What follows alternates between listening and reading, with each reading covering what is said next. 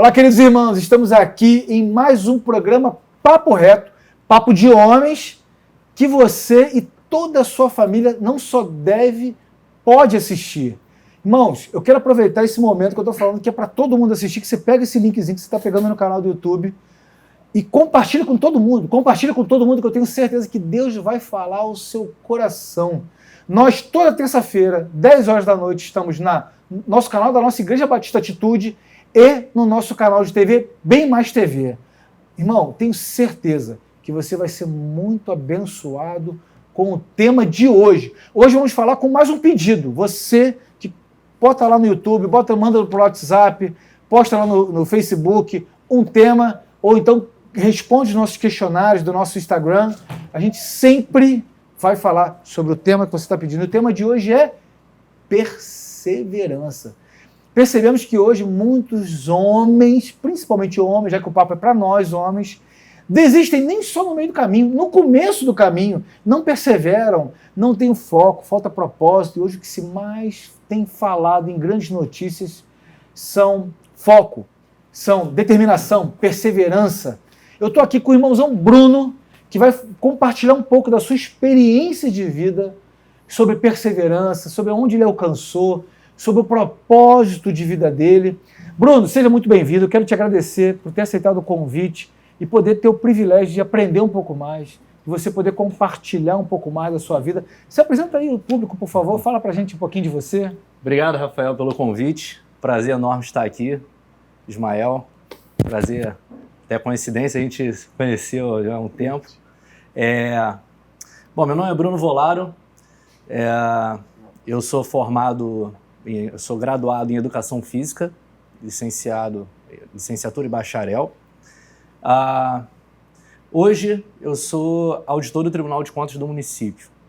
Uau. Na verdade, você já pode de repente pensar, nossa, um professor Extremo, de né? Educação Física virou um auditor do Tribunal de Contas do município. Eu acho que esse tema nosso, né, que é perseverança, eu acho que tem tudo a ver com isso. Antes, até um pouco, para tornar essa coisa um pouco mais, vamos dizer assim, divergente, criar um outro vértice nessa figura geométrica, vamos colocar assim. Antes disso tudo, antes de fazer graduação, eu joguei bola. E aí eu cheguei até o profissional, embora não tenha me colocado num clube grande, mas eu cheguei a realmente ser profissional lá com uns 20 anos. Uma mudança de chave bem grande, hein? Tem história de perseverança Pelo menos nisso umas aí, duas mudanças de grandiosíssimas, né? Sim. Estou aqui com o pastor, irmãozão. Pela orelha, você já sabe que já tem uma certa afinidade natural. Ismael Souza, muito obrigado por ter aceito o convite, é de muita alegria. Você é muito querido aqui nesse programa. Eu vejo também que todo mundo aqui da produção gosta muito de você. E, enfim, bacana. Fala um pouco de você, fala um pouco sobre o que a gente pode aprender dessa vez aqui, sobre perseverança, o que a gente pode compartilhar sobre perseverança. Muito bom, muito bom. Obrigado, né, pelo convite. A gente está aqui com o Bruno, amigo antigo. Fizemos faculdade juntos, né, Bruno? Nosso primórdio lá na Eu não Educação sabia, Física. eu não sabia. Rafael não sabia, nem eu também sabia que seria o Bruno, né? O Rafael falou, vai vir um cara super especial, eu não sabia que se tratava do Bruno. Então, também tive a jornada com Educação Física, né, junto com o Bruno. Hoje sou pastor evangélico, professor de jiu-jitsu, atuo na gestão da Confederação Brasileira de Jiu-Jitsu Profissional, um órgão que trabalha com a gestão, né, do jiu-jitsu no Brasil e da Federação Internacional também no exterior. Então, a nossa jornada de jiu-jitsu, a nossa jornada de estudo, né, a nossa jornada de competição, se traduz em perseverança. Perseverança é a palavra que está ausente hoje. Eu quero compartilhar aqui com vocês Tiago 1, 2 a 4. Meus irmãos, considerem motivo de grande alegria o fato de passarem por diversas provações, pois vocês sabem que a prova da sua fé produz perseverança. E a perseverança deve ter ação completa, a fim de que vocês sejam maduros e íntegros, sem que falte a vocês coisa alguma. O que muito nós temos recebido de retorno, de pergunta em relação aos homens, principalmente nós homens, é a falta de perseverança. Por conta do que a gente acabou de ler, por conta da falta de fé, falta de propósito, falta de definição. Muitos dos homens que vêm conversar comigo, uma das perguntas que eu faço é ele, o que você quer? E, pasme, ninguém tem uma resposta direta e clara. Eu quero isso. Ninguém. Fala assim, eu quero A, mas se não der B, se não der C, e se deixar vai até Z, ele abre todas as opções. Ninguém tem um foco. E aí você vê, hoje, muitos coaches, muitos profissionais que auxiliam no crescimento do homem. Fala assim, você tem que encontrar seu propósito, Parece até que você vai abrir uma gaveta e eu achei aqui um propósito aqui, ó. E as pessoas ficam procurando aquilo que nem sabem direito o que está procurando, né? Conta um pouco pra gente sobre essas migrações. Você era atleta profissional, você morou fora do país, o jogador de futebol profissional fica nessa expectativa de até se aposentar como jogador de futebol, ter uma carreira completa nisso. E aí teve um certo momento que você virou, compartilha você, eu não vou nem mais falar muito não, tranquilo. Senão eu vou falar tudo. Bom, como jogador de futebol, né, todo garoto, que é a maioria, né, Brasil, quer ser jogador de futebol e você quer chegar nível, um patamar de altíssimo rendimento, né? Tendo uma tranquilidade financeira muito boa, mas que você possa olhar para o lado e deu certo, e dizer que deu certo. Mas chegou uma época na minha vida, quando eu também tinha um pouco, eu antes disso, e a luta traz isso pra gente, eu fiz karatê também, antes do futebol, Legal. Essa questão da disciplina. Tô em casa. E aí a questão é que eu coloquei uma meta para mim. Se até meus 20 e poucos anos, eu não tivesse, eu olhasse para o lado, independente de onde eu estivesse, independente se eu tivesse com um contrato ou não, aonde que eu estivesse, eu olhasse e falasse, cara, deu certo. Se eu não pudesse ter essa possibilidade, se houvesse uma menor dúvida de que deu certo o futebol, eu ia simplesmente abandonar. Eu ia simplesmente ativar o meu plano B. E eu tinha um plano B, que era o estudo. Apesar de estar 5 anos já sem estudar, porque quando você vai de juniores para profissional, você já não consegue conciliar estudo, é muito difícil. Eu coloquei em ação o plano B. Foi difícil, mas eu acho que assim, antes de iniciar a perseverança, acho que o passo inicial da perseverança é você tomar a decisão. Eu acho que muitos homens, como você falou, hoje não conseguem tomar a decisão. Não conseguem matar no peito e dizer, não, essa decisão eu vou tomar, ponto e acabou. Se eu quero emagrecer, eu vou emagrecer, ponto e acabou. Eu acho que está faltando muito isso. Então, nesse momento, eu girei a chave. Eu falei, eu não quero mais futebol. Eu não quero mais jogar. E aí eu virei a chave e fui para o estudo. E aí, no estudo, eu fiz a graduação, e conheci Ismael, até na época lá, que eu estava iniciando o mestrado.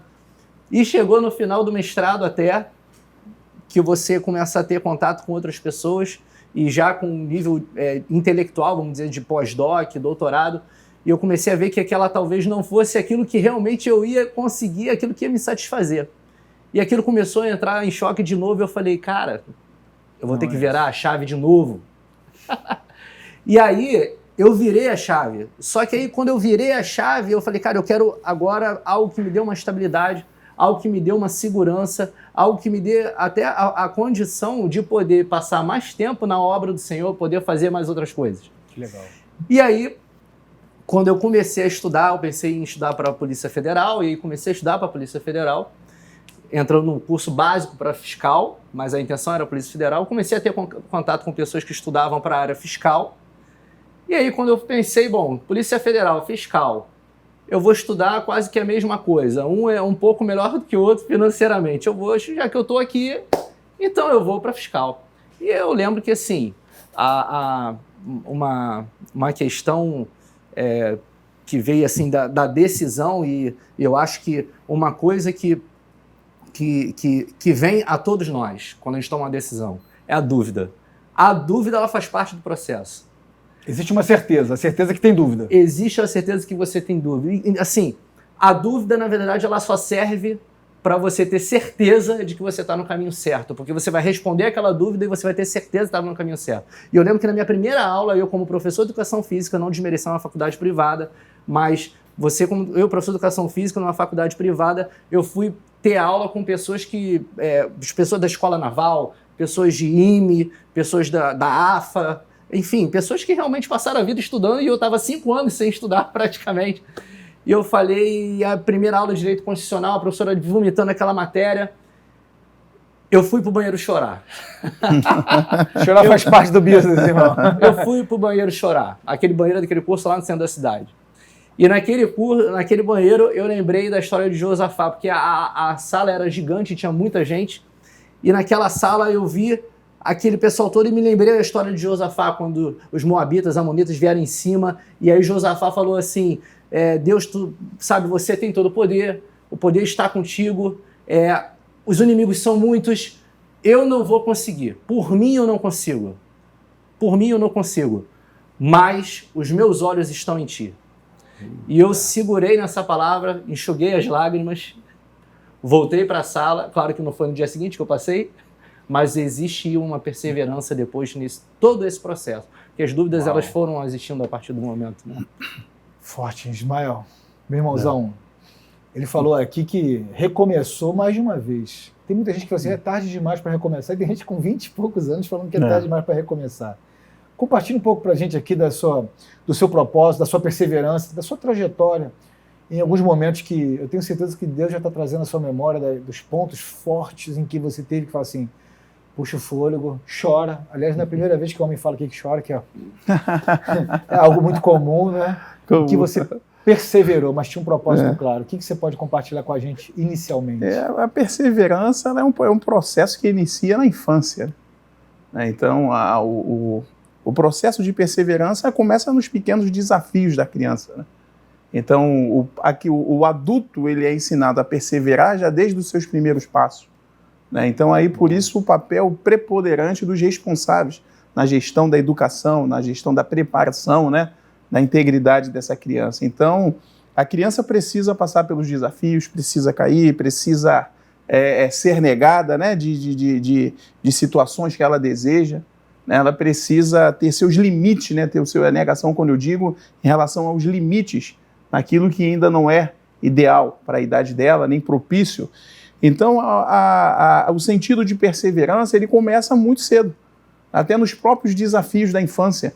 Então, a criança ela precisa ser moldada, por isso que a importância do esporte, por isso a importância do ambiente também cristão, que desde cedo, né, desde criança, ela vai aprendendo com histórias bíblicas, a aprendizagem da perseverança dos personagens bíblicos, né? E o esporte é fenomenal para isso, preponderante. Porque no esporte, desde a tenridade, desde quanto mais novo, a criança aprende seus limites, aprende a superação, aprende a encontrar seus obstáculos e a perseverar para que esses obstáculos sejam superados. Então, como eu comecei a praticar jiu-jitsu muito cedo, então a gente encontra a necessidade de perseverar diariamente. Aquele amigo que no treinamento leva vantagem sobre você hoje, né, e no próximo treino você fala, não, no próximo treino, não que seja uma competição, não que seja uma luta de egos, né? Mas é uma superação minha, não. No próximo treinamento eu não posso ser tão fácil para o adversário desse jeito. Eu tenho que ser um pouco mais difícil, né, aumentar o grau de dificuldade. E quando isso se emenda para as competições de jiu-jitsu, aí a necessidade de superação a cada instante, a cada competição e após cada possível derrota, né, a necessidade de retomada, né? Porque a questão não é só, como também o Bruno falou muito bem, né, necessitar, perseverar e às vezes mudar o eixo, né? Mas às vezes você continuar perseverando naquilo de sempre, recomeçar aquilo que você já está fazendo, né? Então, dentro da própria esporte, de cada área, tem os seus recomeços, né, os seus novos inícios, os seus novos propósitos, como se fosse graduação. A dinâmica do jiu-jitsu pode ser transportada para a vida. A dinâmica de superação para atingir cada faixa, né, e superar essas limitações, cada passo, cada estágio da nossa vida também deve ser assim. Isso é fantástico, porque na sociedade tentam tirar a complexidade da família, porque a família é algo extremamente espiritual. A família não é algo que o homem constituiu. Tanto que o que mais hoje tentam destruir é a família, uma questão extremamente espiritual. Na família que a criança entende e já se sente aceita, se sente completa, tendo pai e mãe próximo. Ela tem esses sentimentos de negação porque existem princípios, e os princípios são eternos. As regras podem ser voláteis, podem mudar. No esporte é assim. Nós temos as regras e os princípios. As regras podem mudar, a confederação pode adotar uma nova regra ali para prevenir lesões maiores, isso no futebol, em qualquer outro, mas os princípios, né? A bola do futebol tem o seu princípio que ele é imutável. Sim. O jiu-jitsu tem o seu princípio que também vai ser imutável. Então, o objetivo final ele não muda. Sim. Agora, a família também tem princípios. Eles são imutáveis. Quando a gente tenta adaptar, acontece isso. Homens sem propósito, sem capacidade de perseverar, não são resilientes à rejeição. Entendeu? Eles tentam passar uma imagem que o estereótipo de pessoa perfeita, que as redes sociais imputam e exigem muito de nós. Aí com isso vem depressão, vem assassinato, que nasce fim de relacionamento, se você escuta isso diariamente, vem a frustração, vem a falta de domínio próprio, vem uma série de consequências que o esporte ajuda e muito nisso. No jiu-jitsu, por exemplo, tem um jargão que eu sempre escutei, aprendi e vivo. A pessoa me ganhou ali, não me ganhou. A luta, a estratégia dele encaixou, entrou. Mas na próxima sou eu. Ninguém ali é melhor que ninguém. Hoje foi ele. Daqui a 10 minutos pode ser eu. Depende da minha estratégia. Depende da forma como a gente lutou ali, entendeu? Eu também tenho um certo peso mais em luta, então posso também compartilhar um pouco disso. Sim. Então, ali é superar você mesmo. Você não tem um propósito. Olha só como é que isso é bom para a vida. Você não tem um propósito de superar o outro. Porque você não está querendo chegar no seu objetivo, olhando para trás e falando assim, você não chegou. Você tem que ter o seu objetivo. Por exemplo, você pergunta para alguém assim, qual é a sua meta de vida? Para muitos você ganha muito bem. Para outros, isso é indiferente, porque ele já ganha bem. A meta dele, por exemplo, é ter uma família estável, equilibrada. Entendeu? A meta e o objetivo de cada um, o propósito de cada um tem uma clareza muito singular. Entendeu? Mas quando você projeta isso para poder vencer do outro, tem alguma coisa de errado. Aí você está querendo se aceitar, está querendo superar o outro e não superar seus limites. Aqui teve uma superação, ele não queria superar o coleguinha. É claro que num concurso você tem que ganhar dos outros, literalmente. Você tem que sobressair. Mas o propósito dele era se superar. Por isso que ele chorou no seu secreto com Deus, não é não? Assim como todos nós, quem nunca chorou no seu secreto com Deus? Eu me lembro do campeonato que eu fiz antes do seminário, que eu parei de campeonato para poder fazer seminário. Eu estava um pouco nervoso. Eu falei assim, eu fui no banheiro e orei. Eu falei assim, essa vitória aqui é para te glorificar. Eu tenho certeza que vou chegar lá. Na final, glória a Deus que eu ganhei. Estava eu e o vice-campeão glorificando a Deus, os dois assim, de mão assim. Glória a Deus. Realizado, porque ele não queria... O propósito era outro. A história era outra. Leve isso para a vida, irmão. Qual é o seu propósito? Talvez essa necessidade de ser aceita está de uma frustração passada. E aí você está buscando chegar no propósito de outro e não no seu propósito. E aí você está buscando algo que, se você chegar lá, e pode chegar, você vai continuar se sentindo frustrado. Teve algum momento em que você, assim, nessa caminhada, pensou assim, será que é isso mesmo? Pergunta difícil, hein? Parece simples, mas nem tanto. Posso te falar que algumas vezes, né? Às vezes até hoje a gente pensa assim, é mesmo? Exato. Não, lembro como se fosse hoje, ainda mais na área de concurso, né? Você tem algumas desilusões, algumas bolas que batem na trave, trazendo para jargão um pouquinho do futebol aqui, aproveitando. Sim, leva pra tua praia, é isso aí. Eu lembro que eu fiz um concurso, e tem vezes que às vezes você pega uma prova e você vê, cara, essa prova, você pega o edital da prova e fala, essa prova veio para mim. Isso aqui eu tenho uma facilidade. E veio uma prova para um cargo que na época pagava muito bem, também não tanto quanto fiscal, mas seria um bom upgrade. E aí eu olhei, cara, essa prova tá para mim. E eles existiam de 100 questões, por exemplo, na prova, tinha só um bloco de 5 questões que eram desclassificatórias e, na verdade, das 5, você tinha que acertar somente 2. Só para garantir, só para não te eliminar. O que aconteceu foi que eu fiz um estudo do que caía nessas 5. Era estatística e matemática atuarial. Nenhum concurso nunca caía em matemática atuarial, nenhum, mas nesse concurso sempre caía. Então eu tinha que garantir as de estatística e matemática atuarial. Eu fiz um estudo das passadas e vi que a maioria caía de estatística. Então se eu acertasse as de estatística, eu conseguiria o mínimo, que sempre caíam pelo menos 2. Aí veio a prova. E praticamente caíram todas de matemática atuarial, só uma de estatística. Eu falei, nossa, vou ter que chutar. E eu fiz um chute consciente, não foi um chute assim, C de Cristo, não. Eu fiz um chute consciente, de probabilidades e Chutar tal. quando estuda é mais fácil, né? Exatamente. E eu fiz um chute consciente. E aí aquela prova, que até na prova discursiva que também tinha, que eu tive uma das maiores notas do concurso, aí aconteceu o seguinte, quando chegou a nota, eu com nota para ficar entre os 10 primeiros no concurso, eu fui eliminado porque eu só acertei uma nesse bloco. Eita. Aquilo para mim desmoronou e eu falei, Senhor, é isso mesmo que o Senhor quer? porque eu estava diante de uma frustração ali naquele momento. E naquele momento eu falei, não é possível. Não é possível que Deus me permitiu estudar isso tudo, esse tempo todo, para chegar aqui e morrer na beira da praia. Mas, de certa forma, quando aí a gente tem a perseverança como o nosso já mindset virado, né, como o nosso modus operandi, a gente vê que isso aí, na verdade, foi um degrau. E aí ali, beleza, levantei, bati os sapatos, enxuguei as lágrimas mais uma vez, e a gente continuou. E continuamos, não foi no próximo concurso que eu passei, mas a gente continuou. Perseverança. Dúvida em relação ao seu chamado, ao seu propósito. Irmão, já teve momentos em que você falou assim, é isso mesmo? Será que é isso mesmo? Ou só acontece pra gente só, meros mortais? Na questão do chamado, né, a perseverança no jiu-jitsu, o foco, né, em saber querer aquilo, né? Minha paixão com o jiu-jitsu foi à primeira vista. Em casa são 5 irmãos faixas pretas, né? Mais alguns sobrinhos, mais as cunhadas, mais a esposa. Tem tatame na sala. Imagina a briga entre irmãos. Então, desde cedo, quando eu encontrei o jiu-jitsu, foi a paixão à primeira vista. Eu falei, é isso que eu quero fazer, é isso que eu me identifiquei, eu quero fazer isso. E desde o primeiro dia de aula, eu sempre me apliquei para tentar ser o melhor possível. Então, o jiu-jitsu nunca tive dúvida com relação ao que eu queria ser, o professor, faixa preta, né? Sim. E com relação ao chamado pastoral, o meu chamado pastoral foi uma coisa um tanto inusitada, porque eu cheguei no seminário sem a intenção de querer ser pastor.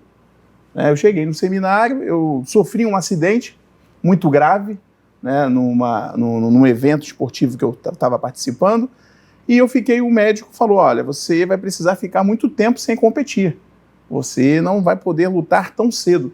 E eu sofri um acidente, né, no períodos anteriores, 3 meses antes de assinar o contrato. Eu tinha 2 opções, assinar o contrato com o UFC ou com o Pride, que era o auge da minha carreira, e o acidente veio nesse período. E eu não tinha perspectiva de quando iria retornar às competições. Aí o médico me deu um panorama bem obscuro na época. Não sei nem se você consegue voltar a praticar o seu esporte. Então, primeiro vamos cuidar de fazer essas cirurgias. Então, eu passei alguns anos fazendo cirurgia, fazia cirurgia no ano, no joelho, na canela e no tornozelo, fazia cirurgia num período, aguardava para depois voltar para a próxima cirurgia, e o esporte, né, sem condições de praticar. Quando existia aquele momento do intervalo, né, que a gente percebia que o pé já batia um pouquinho no chão, a gente colocava uma bota, enrolava e ia treinar com as crianças. Falei, esse jiu-jitsu não tem como, fiz isso desde criança, eu tenho que pelo menos treinar com as crianças, fazer alguma coisa, já que eu não tenho como treinar com os adultos, né?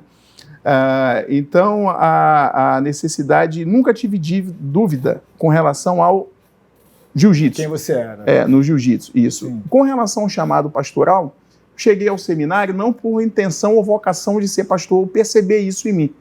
Eu cheguei no seminário porque desde muito cedo eu gostava muito de ler sobre teologia. Quando eu cheguei no seminário para iniciar os estudos, eu já tinha mais de 1000 livros lidos, né? Porque era a minha praia. A minha vida era fazer teologia, jiu-jitsu, e nas horas vagas, no intervalo dos estudos, né, formais, eu estava lendo teologia. E eu cheguei no seminário na intenção de apenas aprender teologia.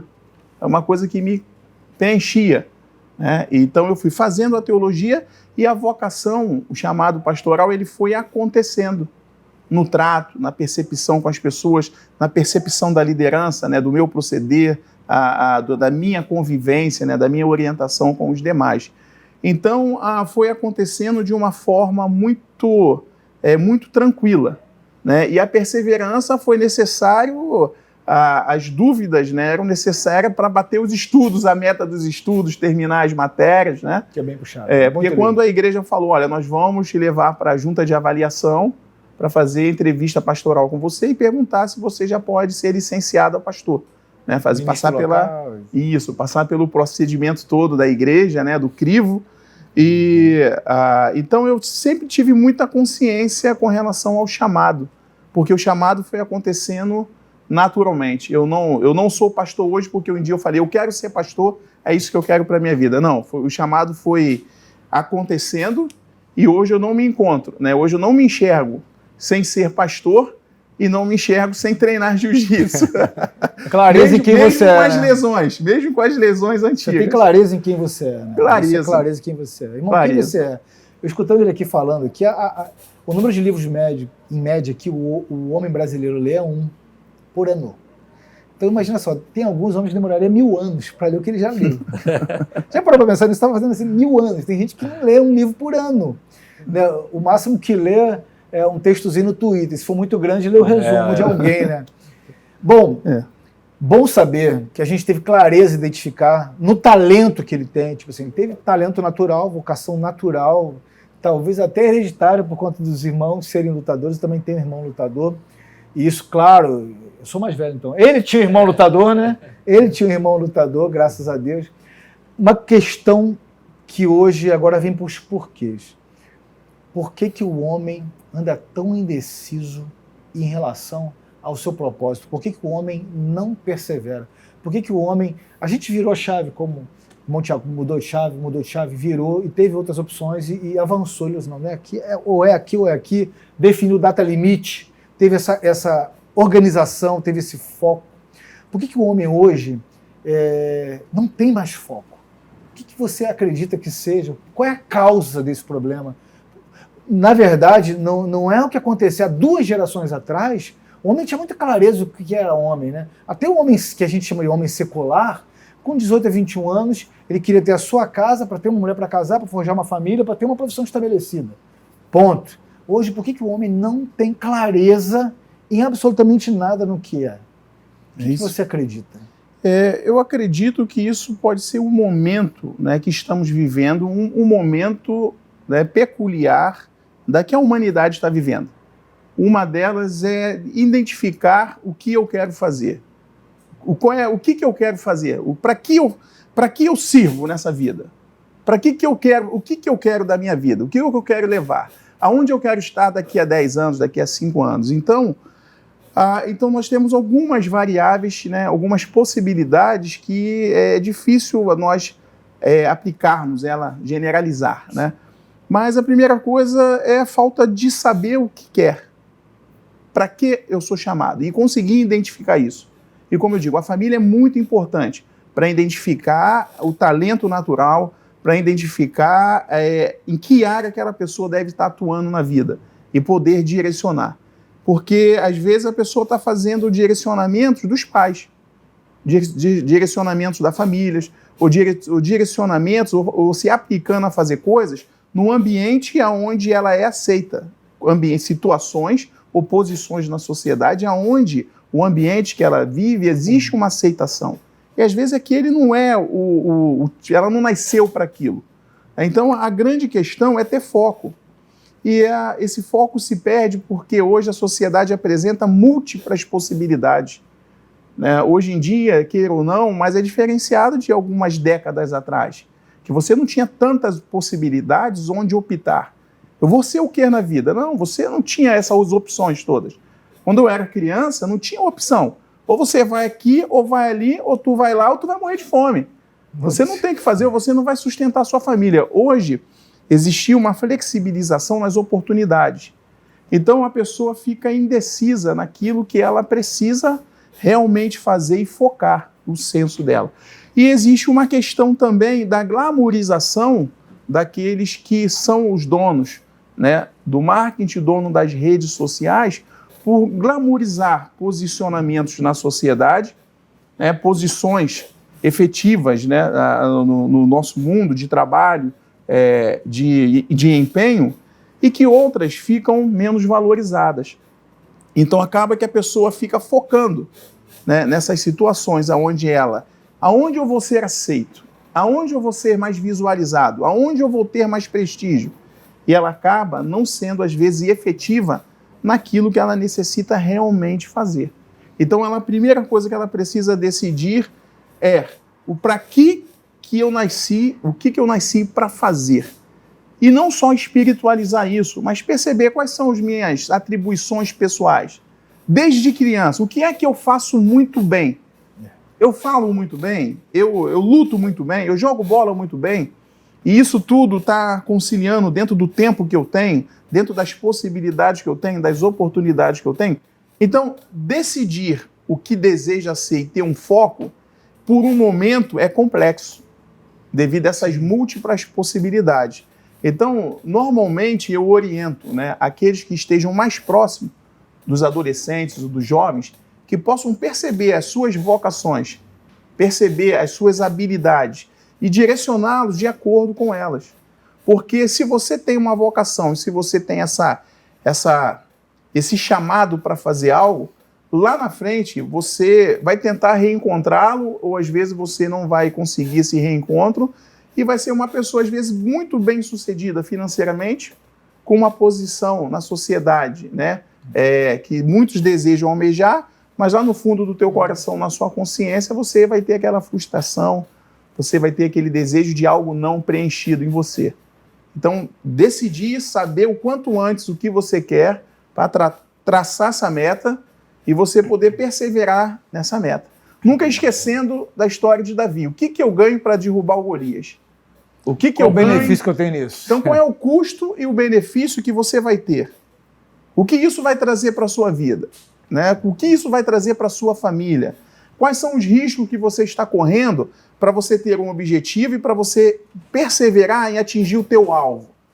Porque eu aprendi que eu sozinho eu posso fazer muitas coisas. Que eu sozinho eu posso chegar a muitos lugares. Mas a partir do momento que eu estou casado e tenho meus filhos, eu aprendi que se para onde eu for eu precisar soltar esse elo, isso não vale a pena para a minha vida. Então, a partir do momento que você entra num relacionamento, as suas metas já deveriam estar muito bem traçadas. Muito claras, muito bem definidas e acertadas em acordo ali. E hoje nós vemos, às vezes, casal, né, se unindo e não tendo isso muito bem exposto. Papéis definidos. Papéis definidos. Pastorzão aqui falou profundo, porque muitas pessoas falam que 90% das profissões dos nossos filhos ainda nem existem. Olha só a complexidade que é hoje. Eu não estou falando que as gerações atrás era tudo mais fácil. Hoje as pessoas desmerecem até o sofrimento de um adolescente. Assim, isso é frescura, na minha época não tinha isso, na sua época não tinha, mas hoje tem. Hoje tem criança, pré-adolescente, depressão pura. E se você não souber lidar com isso aí, ela se mata. Há quase 5 anos atrás eu falei isso no programa de rádio, olha só, vai vir uma doença da psique que vai ser um grande problema. Não é que eu sou profeta de tragédia, mas era meio óbvio isso. A automutilação ia ser uma realidade. O que mais se trata hoje é de adolescente e pré-adolescente se automutilando para ter sentido a vida, perder o propósito. Então, esse universo de opções, concurseiro tinha um universo de opções. Complica um pouco na tomada de decisões, na sua caminhada. Você viu muitos desistindo? Não, porque eu tenho esse aqui, mas também tenho esse concurso. Esse excesso de opções deixou alguns para trás, fez você repensar, te gerou dúvida. E a dúvida tem uma coisa horrível, a dúvida freia o homem. Quando você está em dúvida, você paralisa, a dúvida te paralisa, a incerteza te paralisa. Exato. Sim. Por que você estava tão focado, por que você, de um concurso que você tinha ideia, que era da Polícia Federal, se encontrou em outro e falou, é isso aqui, deixa para lá, e não ficou igual os outros e falou assim, não, eu tenho essas opções todas. Tem cursos de nível superior que te dá uma leva de opções para concursos públicos, né? Se não tiver foco, o que pode acontecer? Me fala um pouco sobre o que você viu à sua volta. Foi tentado a ficar pulando? Quando você estuda para um concurso do nível de fiscal, como são muitas matérias, e você passa por matérias da área de matemática, matérias de contabilidade, matérias de direito, estatística, enfim, cai um monte. Então você acaba que, de certa forma, você consegue fazer outros concursos. Com muito mais facilidade, talvez. Não desmerecendo os outros. Isso, né? Mas, claro, você 70% do edital você já está estudando. Você, de repente, vai pegar os 30% lá, que são específicos. E, sem dúvida, chegou um momento que eu olhei e eu falei, rapaz, eu tenho algumas opções aí para onde eu foco. E isso faz total diferença, porque as pessoas que ficam atirando para todo lado no concurso não passam em lugar nenhum. Essa é a verdade. Mas o que me fez decidir por que não Polícia Federal e por que talvez fiscal, é porque eu pensei assim, cara, Polícia Federal você... se você vê na folha dirigida, tá lá Polícia Federal, saiu o edital da Polícia Federal, não sei, Polícia Federal. Então já é um concurso que é extremamente visto, né, buscado, você tem cursos para ele, muitos. Então você acaba concorrendo com muitas outras pessoas. E então a nota de corte acaba indo para cima. Eu comecei a vislumbrar a possibilidade de estudar para fiscal, por quê? Porque eu comecei a perceber que para fiscal, de tão difícil que existiam alguns concursos de fiscal que as vagas não eram preenchidas. Eu falava, as vagas não são preenchidas. Eu lembro que teve um fiscal do Rio que de 100 vagas passaram 7. Aí eu falei, rapaz, tem alguma coisa errada, o que está acontecendo? Aí eu comecei a perceber que, na verdade, o concurso de fiscal, né, na verdade, você estava concorrendo somente com você. Uau. Você é que era o seu grande oponente. Então, assim, essa questão que a gente está falando de perseverança e tal. Então, eu começava, às vezes eu estava estudando, e aí começava assim, que vem, né? Vem a dúvida. Aí você está estudando, e aí de repente você, vou dar uma paradinha agora, e aí você pensa, não, se eu estou parando agora, às vezes fica até um pouco louco, né? Não, mas se eu estou parando agora, eu vou deixar de repente, conseguir fazer uma outra questão em menos tempo. Então eu preciso me vencer. Se eu estou cansado agora, eu preciso jogar meu limite de cansaço para cima. Então eu comecei a buscar algo que talvez só viesse de encontro a mim. Então essa foi a minha decisão. E assim, foi interessante o que o Ismael falou, e até pegando assim, por que eu acho que os homens não são tão perseverantes hoje. Eu acho que assim, tem muita coisificação, objetificação. Você tem muita coisa assim tá tudo muito fácil. É fácil você conseguir, você pede comida pelo iFood, você não precisa mais descer, botar o seu short, conversar com fulano, ir até lá, você não precisa, é muito fácil, né? Para você ter uma ideia de tão fácil que tá, na escola que minha filha estudou, uma escola muito boa, que assim, você tem pessoas com um poder aquisitivo muito grande, eles precisaram, o corpo docente, dar uma palestra para os pais sobre a vitamina N. Aí, por que vitamina N é essa? Vitamina do não. O corpo docente precisou ensinar os pais a dizerem não. Porque a falta do não na criança estava acabando com as crianças estavam tendo muito fácil. E isso faz com que as crianças não consigam dizer não, não receber não da vida, não conseguem amadurecer, não conseguem absorver o não conseguem ser perseverantes através daquele não, porque tem um sim. Eu não tenho não agora, mas vou ter um sim ali. Então, na verdade, eu acho que tem tudo isso junto. O não. As escolas, quanto mais caras são para educar, mais complexos são os pais. Eu me lembro de uma professora que fazia parte de uma célula, que ela escreveu um bilhetinho para o pai para falar sobre isso aí. Ela falou assim, olha só, eu pago para você educar meu filho. Olha que absurdo. Eu participei de uma reunião a nível de estudo, que foi uma parte do meu estudo também isso, sobre comportamento, em que estava tendo uma reunião e estava perguntando, as professoras estavam falando assim, a classe que tinha maior nota, onde tinha as maiores crises em relação à falta de respeito. Ou seja, ali tinham pessoas de nível financeiro altíssimo, mas de educação zero, pequenos marginais de luxo, entendeu? E ela estava falando sobre isso aí, sobre os pais, a importância dos pais em educarem seus filhos, a dizer não e não. Essa necessidade dos pais de precisarem ser aceitos pela sociedade também passa pela necessidade de ser aceito até pelo filho. Olha até que ponto, que absurdo, porque o pai se sente criminalizado por conta da sua ausência. Aí ele quer compensar a ausência pagando, querendo ser aceito. Ô, filho, me aceite. Eu quero respeito do meu filho numa boa. Todo homem. Agora eu vou falar no sentido universal. Não precisa do amor do filho, precisa do respeito do filho. Homem, você está precisando ser aceito pelo seu filho, a gente precisa tratar isso com Deus. Essa ausência dá para ser tratada. E eu falo isso sem a menor dúvida. O papo aqui é retíssimo, entendeu? Você precisa do respeito do seu filho, não da aceitação. Você é pai. É um cargo que já foi instituído. Não precisa nem passar no concurso. Você é pai, ninguém vai tomar essa sua paternidade. Por mais que tentem substituir. Agora, respeito. É o mínimo que a sociedade precisa para que forme um cidadão. Hoje os menininhos de classe realmente estão bem complicadinhos, né? Isso é um perigo. Mas vamos voltar aqui para o nosso tema aqui, porque o excesso de opção gera a frustração, porque você fala assim, eu poderia ter sido. Até hoje, bate essa dúvida, mas depois eu vou passar essa bola para você de volta daqui a pouquinho. Uma pergunta que já me fizeram isso, e já vi pessoas que fizeram isso, falaram assim, Rafael, mas eu amo fazer isso, mas isso não paga a conta.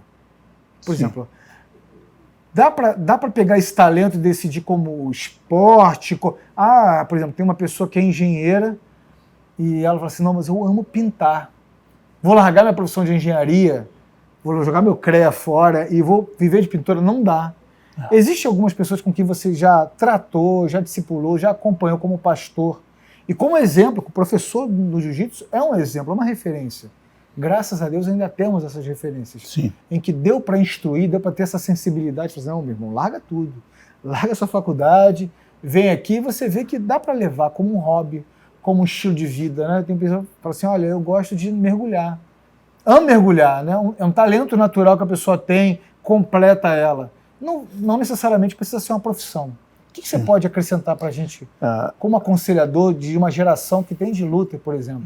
A complexidade ela está nesse drama, que às vezes o que eu amo não é o que me sustenta. O que eu amo não é o que pode dar o suporte. Esse dilema sempre vai existir. Sempre. O que eu amo, o que eu gosto, não dá o suporte para minha família, para que eu possa criar meus filhos, para que eu possa alimentá-los, para que eu possa vesti-los, proporcionar educação, né? E outros suportes mais. Então, tudo isso tem que ser pesado com o pé no chão, sem nenhum romantismo. O pé tem que ser colocado no chão, porque dentro disso tudo a gente encontra absurdos, a gente encontra coisas que pessoas investiram naquilo que aos nossos olhos não ia dar em nada, ia ser uma tragédia e deu certo. Sim. Então, diante disso tudo, a complexidade está nisso, e aí entra a questão que nós não podemos só ser guiados pelos olhos, mas a questão da percepção, do discernimento, né, e do amadurecimento espiritual, e de que possa, né, ter essa percepção de encontrar em Deus o impulso para aquilo que você realmente deve fazer. Isso é extremamente importante. Então, isso não existe uma regra. De repente, o cara resolveu jogar o CREA fora e vai ser pintor e deu certo. Não tem que segure. Agora, ele tem que saber o seguinte, que, olha, isso pode ser uma raridade, né? Isso pode ser uma raridade, mas nós encontramos essas raridades, nós encontramos essas situações, mas tudo tem que ser posto à mesa, tudo tem que ser identificado, tudo, como eu falei, o que eu ganho com isso, né? Ou será que isso pode ser praticado como um hobby, ou até como também uma profissão paralela, né? Ou nos seus momentos, né, de hobby, nos seus momentos vagos, você pintar, você trabalhar. Então, eu conheci pessoas que não puderam dar o seu suporte, um suporte familiar, dando aula de jiu-jitsu em determinado momento. Hoje, o jiu-jitsu proporciona um sustento de muitos professores, mas há alguns anos atrás, algumas décadas atrás, era um terreno muito estéril. Então, muitos professores precisavam buscar outras profissões e o jiu-jitsu continuava como paixão. Por isso que eu falo que os mestres de hoje precisam ser honrados e valorizados, porque eles pavimentaram a estrada que a nova geração passa hoje com velocidade, ela foi pavimentada pelos mestres no momento difícil, no momento de dor. No momento que ele dava aula e ali não tirava o sustento da sua família. Às vezes trabalhava o dia todo e à noite ia dar aula. Raro eram os mestres que podiam se empenhar, né, em regiões que podiam possibilitar o pagamento. Então, isso tudo, pastor, Rafael, precisa... cada caso precisa ser averiguado com cuidado, com carinho e também diante e debaixo de muita oração, porque futuro, né, e vida não se brinca. Então a gente não pode ter achismo nessa situação. Não, você tem que ser de alguém. Certo. Até porque a perseverança, que é o nosso tema de hoje, a perseverança ela tem que estar permeada por esperança. Eu tenho que ter esperança que essa minha perseverança vai vingar. que essa minha firmeza ela vai me permitir chegar ao meu objetivo. Então, a perseverança ela está junto com muitas coisas, com a persistência. A perseverança está junto com o choro, está junto com a dor, porque nesse processo todo, né, é um caminho árduo, muitas vezes, e precisa ser bem pensado, como você falou. Está nos momentos finais. Que recomendação você dá para aqueles que estão nos assistindo? Que você passou por um grande desafio. Hoje, muitos têm o foco que você tem um objetivo, tem um desejo de passar no concurso de uma complexidade alta ou de ter um objetivo claro e definido. Que recomendação, que dica você daria para todos aqueles que estão nos assistindo? O que você pode falar sobre perseverança, sobre essas vontades que dá em todos de desistir às vezes? O que você pode falar para a gente aqui, para que a gente possa concluir guardando isso nos nossos corações? Bom, perseverança ela vem de uma palavra grega upamone. E ela significa, como a gente já falou aqui, constância, persistência, mas ela tem uma coisa que eu acho que é assim, permanecer fixo. E o permanecer fixo é você, vem o vento, mas você permanece. Vem a tempestade, você permanece. Porque você está fincado no propósito. Porque aquele já é o teu modus operandi. Então eu acho que você, meu amado, que você talvez esteja no momento em dúvida e saber o que você não vai fazer, o que vai fazer da sua vida. Eu acho que a gente já conversou aqui, o papo é reto. Acho que você precisa entender que você precisa colocar o teu propósito, você precisa entender e buscar de Deus aquilo que realmente você precisa fazer. Você, com a linguagem do futebol, você precisa matar a bola no peito e sair jogando. Abraça a bola é tua, cada bola é um prato de comida, eu ouvi muito isso. Então você precisa realmente tomar a atitude de um homem, ser persistente, ser perseverante e tendo claro sempre o Senhor como seu guia e aquele que vai trazer a confirmação no teu coração. Boa. Irmão, anota aí, guarda aí. Pastor, que recomendação você dá final para a gente que a gente possa colaborar de alguma forma para aqueles que andam em dúvida com N opções e com dúvida de ser aceito, dúvida da sua meta, do seu objetivo, enfim. Eu vou falar uma palavra hoje que ela está em desuso, né? As pessoas estão muito cheias de si mesmas. As pessoas estão, às vezes, decidindo por seu próprio caminho e esquecendo de uma coisa que na tradição sapiencial, na tradição da sabedoria, na tradição bíblica, na tradição das grandes humanidades, né? Ela sempre foi uma palavra-chave, que é a palavra chamada conselho. Se aconselhe. Busque informações com quem está à sua frente, com quem você perceba que tem capacidade de te instruir. Então, se você sabe quem pode te instruir, busque informações, busque orientações, porque às vezes nós não sabemos tudo. Às vezes nós podemos estar trilhando um caminho totalmente diferente e todo mundo está olhando para mim falando, é aqui que ele tem que ir, eu estou indo para o outro lado. Às vezes por uma paixão, às vezes por um exemplo que não era para eu ter seguido. Então você busque orientações com os grandes profissionais da área, você busque orientação com o seu pastor, busque orientação com o seu professor de jiu-jitsu, busque exemplo com os amigos, né? E busque a oração e a sabedoria em Deus para que você possa ter o discernimento de absorver aquilo que é o correto para a sua vida. A palavra de Deus diz que aonde não há conselho, os projetos fracassam. E aonde há conselho, os projetos progridem e são realizados. Então, buscar naquele que você entende que pode ser um orientador espiritual, um orientador na sua área, para você buscar uma ajuda e um esclarecimento. Porque, às vezes, o conselho, pastor, ele pode nos proporcionar encurtar caminhos, pode nos proporcionar enxergar situações que hoje poderia ser uma porta fechada. E por intermédio de um conselho, eu posso conseguir outros caminhos, né, e chegar no meu objetivo com muito mais facilidade ou perceber que às vezes nem o seu objetivo precisa ser mudado, mas a sua estratégia. Irmãos, obrigado mais uma vez. Eu quero encerrar aqui rapidinho falando assim, ó, na multidão de conselheiros há sabedoria. Busque sabedoria em Cristo. Deus te abençoe. Até o próximo Papo Reto Um abraço. Tchau, tchau. Amém.